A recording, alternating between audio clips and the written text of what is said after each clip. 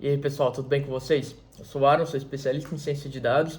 Dando continuidade à nossa série sobre inteligência artificial, hoje a gente vai falar sobre as redes neurais dos tipo GANs, né?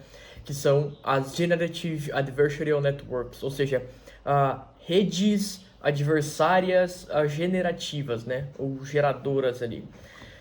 Esse é um conceito que surgiu ali em 2014. O Ian Goodfellow, que era ali, fazia parte do Google Brain, e depois ele se tornou ali head da área de inteligência artificial dentro da Apple. Ele escreveu um artigo, né, junto com o time dele, falando sobre essas redes adversárias generativas. Vamos comentar um pouquinho, esse vídeo vai ser um pouco mais rápido, é um vídeo um pouco mais conceitual, né, mas vamos comentar aí. Antes de a gente de fato ali pro vídeo, considerem compartilhar esse vídeo, deixa o seu like aqui no vídeo também, caso ele for de seu interesse. Deixa um comentário, o YouTube entende, né, que os comentários eles são importantes para a relevância do canal, né? Então, eles vão entregar cada vez para mais pessoas caso os vídeos tenham bastante comentários. Então, vai lá, deixa seu comentário, deixa sua crítica, deixa sua sugestão, né? E vamos pro vídeo.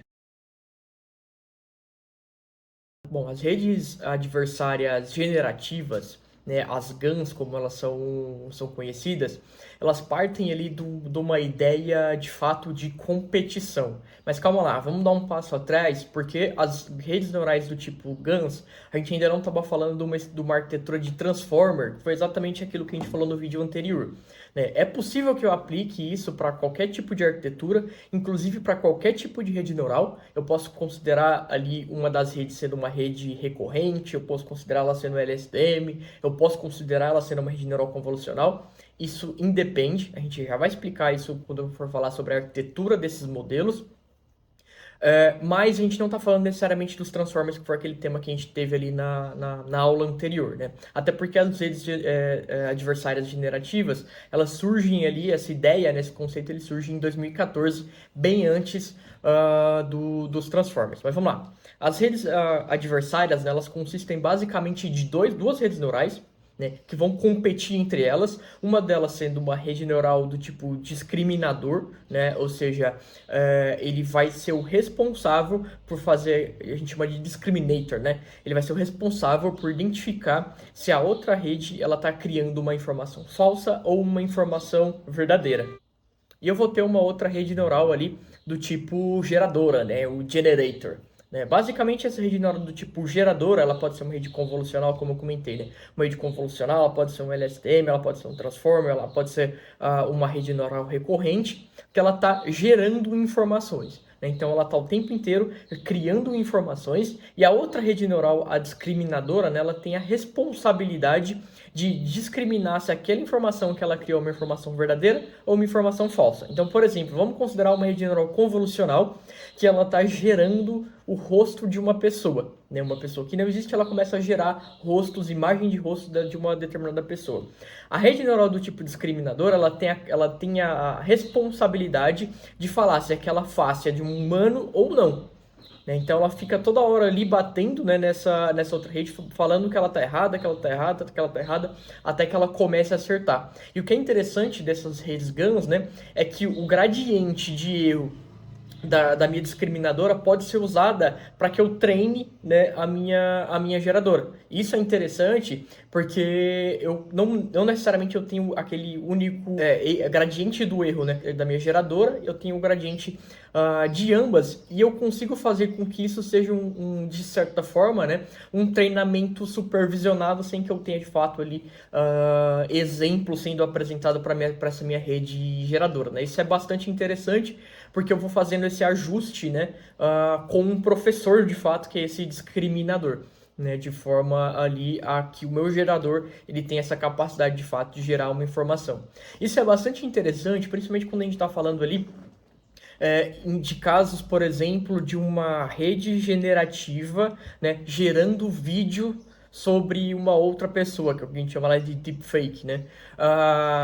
gerando voz de uma outra pessoa, replicando, né, a voz de uma outra pessoa, replicando a forma como outra pessoa escreve, né? As redes do tipo adversárias, né, elas são muito boas de resolver esse problema, porque o discriminador, ele seria o avaliador que está avaliando aquela informação que a minha rede generativa está criando com um perfil, né, assumindo um perfil de alguma pessoa, ou de alguma voz, ou de alguma imagem, né?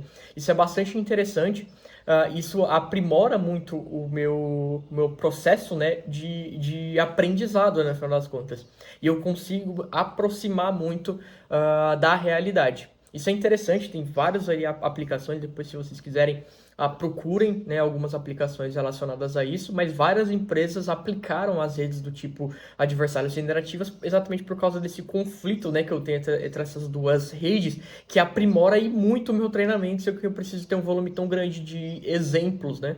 Porque no final das contas a minha rede discriminadora, né, que ela faz essa diferenciação, ela é uma rede que já está pré-treinada, ela já tem ali todo o treinamento dela pronto, né? No final das contas o que eu quero treinar de fato é essa minha rede generativa, exatamente por isso, né, que a gente fala ali redes adversárias generativas, né? Por causa dessa capacidade ali de geração. Então, bom, isso é uma ideia muito interessante, né? No final das contas, a forma como essas redes funcionam e a gente começa a entender um pouco melhor como as pessoas criam, né, esses deepfakes, como as pessoas criam, né, música com a voz de um determinado cantor, sendo que o cantor nunca cantou aquela música, como esses sistemas eles criam, né, textos com base ali em textos anteriores com uma certa precisão, né? Não necessariamente tudo isso que eu tô falando tem uma rede do tipo adversária intermediando, né, ou fazendo parte desse processo, mas é uma das arquiteturas, né, que possibilita essa criação de coisas, né. Beleza, pessoal? Esse é um vídeo de fato ali mais curto.